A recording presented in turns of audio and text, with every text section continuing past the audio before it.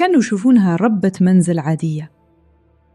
لكن هدى ما كانت تشوف نفسها كذا.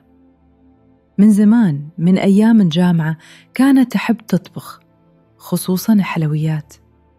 تفرح لما تشوف الناس يبتسمون وهم يأكلون شيء سوتها بيدها. بعد الزواج وانشغالها مع الأطفال، صارت تطبخ لنفسها وللي حولها. لكن جواها كان في شيء أكبر، رغبة إنها ما تبغى تكون بس هدى اللي تطبخ زين. في 2015 بدأت ترسل صور كيكاتها لصديقاتها. واحدة قالت: ليه ما تبيعين؟ الكيك هذا يستاهل ينشاف.